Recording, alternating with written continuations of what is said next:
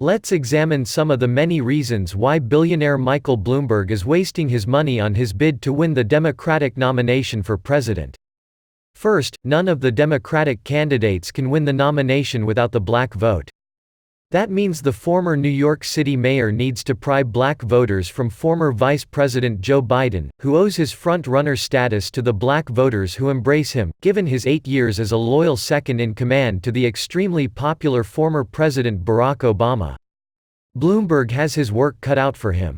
Consider the recent New York Times op-ed by a Times Black columnist, Charles M. Blow, who said, "No black person, or Hispanic person or ally of people of color, should ever even consider voting for Michael Bloomberg in the primary." Blow urged blacks, Hispanics and their allies to reject Bloomberg because of his allegedly racist stop and frisk policy. Bloomberg recently apologized for the policy, after defending it only months ago. Second, Bloomberg, despite an estimated net worth of over $50 billion, is still an old, white male in a gender, race, ethnicity identity-obsessed party where being an old, white, male presidential candidate, Biden accepted, is an increasingly tough sell. Bloomberg's a determined gun controller, although unlike former Democratic presidential candidate Beto O'Rourke, Bloomberg does not push a mandatory buy-back plan. But, like O'Rourke, Bloomberg never bothers to ask how many Americans defend themselves every year with a firearm. Third, then-Mayor Bloomberg, even beyond the typical progressive Democrat, attempted to take the nanny state to a level that New York State's highest court rejected as an overreach. After placing restrictions on smoking in parks and bars, regulating tanning salons, banning the use of trans fats in restaurants and requiring chain restaurants to post meal calories, Bloomberg attempted to ban sugary drinks larger than 16 ounces in some restaurants, movie theaters and other businesses. The liberal New York High Court said, by choosing among competing policy goals, without any legislative delegation or guidance, the board engaged in law-making and thus infringed upon the legislative jurisdiction of the city council.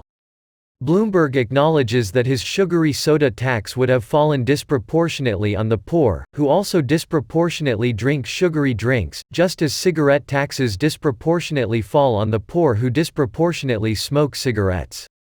But Bloomberg easily justifies it. Some people say, well, taxes are regressive. But in this case, yes they are.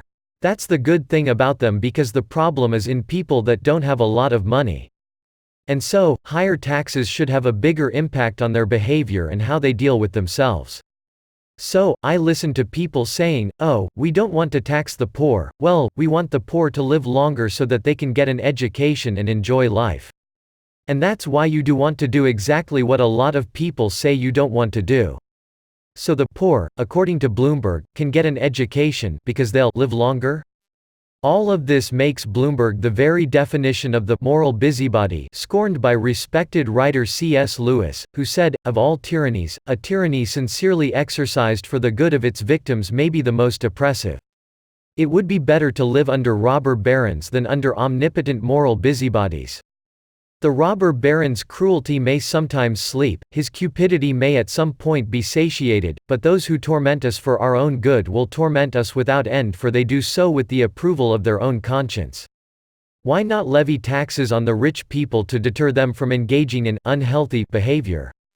Why not a wealth tax on luxury cars, diamonds, private air travel, 5-star hotel suites, McMansions and pricey restaurants, to help the spiritually empty rich curb their unhealthy consumerism? Through minimum wage laws, we forbid employees from earning below a certain amount. So why not a maximum wage law? After all, President Obama said, I do think at a certain point you've made enough money. As to Bloomberg's argument that the poor need to be coerced into making better, more healthful decisions, Thomas Jefferson wrote, I know no safe depository of the ultimate powers of the society but the people themselves, and if we think them not enlightened enough to exercise their control with a wholesome discretion, the remedy is not to take it from them, but to inform their discretion by education. This is the true corrective of abuses of constitutional power. Freedom, by definition, means people can and will make choices others will not like.